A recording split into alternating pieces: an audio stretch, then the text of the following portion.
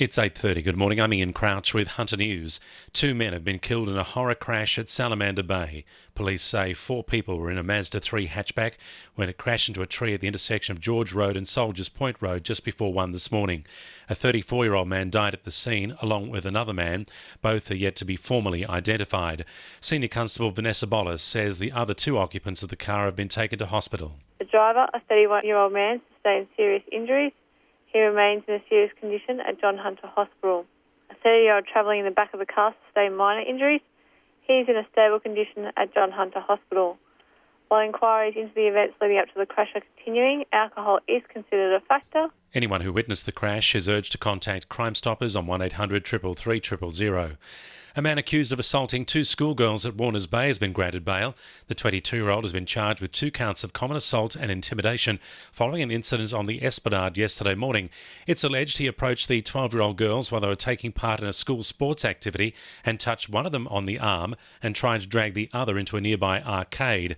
The man was arrested in a nearby hotel. Following a 22% rise in fatalities on Hunter roads over the past 2 years, Newcastle Police are urging drivers to remain vigilant these school holidays. They're stepping up police presence on local roads with Operation Merit, seeing all officers taking on highway patrol duties. More than 30,000 infringements have been issued for speeding, seatbelt and mobile phone offences in the past 2 months. Chief Inspector Gerard Lawson says drivers need to be mindful of the road safety message so they can return home safely. Well, I'd encourage people to actually go away and enjoy themselves and have a good time and enjoy this lovely weather we're having, but be mindful of the road safety message, and that is that every police car is an opportunity for you to be detected for doing the wrong thing. Newcastle bus commuters have been given a glimmer of hope in their fight for a full review of the network. More than 100 people were on hand to see the issue debated in State Parliament yesterday.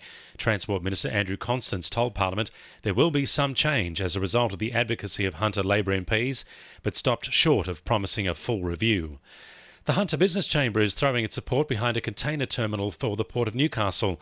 It's believed the terminal could provide rail transport savings of more than 30% for exporters in the Central West and Northern New South Wales, who currently operate out of the Port of Botany.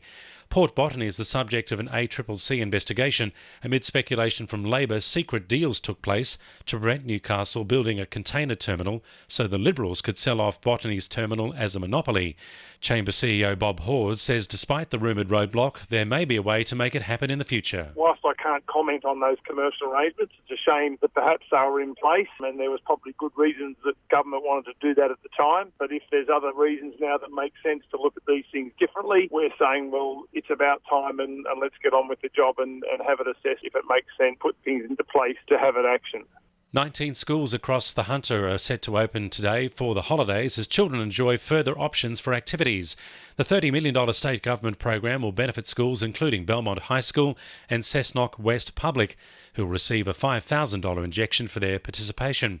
Parliamentary Secretary for the Hunter, Scott McDonald, says the announcement will benefit both the Hunter community and the schools involved. $30 million share our space program.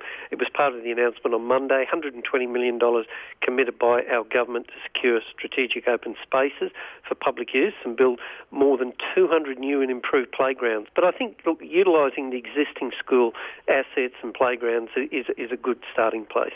Sport for our sponsor, PRD Nationwide East Maitland. Raymond Terrace lawn bowler Natasha Scott is still celebrating after claiming her second gold medal of the Commonwealth Games overnight. She took out the women's triples alongside Carla Krezanic and Rebecca Van Ash as they thumped Scotland in the final. Shortly, Lake Macquarie's Aaron Sheriff will lead the men's fours in the gold medal match, also against Scotland. Meanwhile, Newcastle hockey player Matt Dawson is in action tonight for the Kookaburras against England as they attempt to qualify for Sunday's gold medal match. And Knights forward Herman Esse believes the club can't afford to take the Storm lightly tonight despite their poor start. Melbourne are out of the top 8 of the NRL ladder for the first time in more than 90 matches. Esse says the team needs to be wary of the wounded champions. Pretty surreal, you know. Usually they're the top team and they're always in the top 4 somewhere in the opening round. So to see them out of the top 8, it's pretty weird. But we can't let that get to us because they can always perform at home, and so we're just going to hopefully do a good job down there. That's sport. I'm Josh Sim. And the winning numbers in Powerball are 16, 32, 33, 14, 31 and 18, and the Powerball number is 17. 2NURFM News Time, 25 to 9.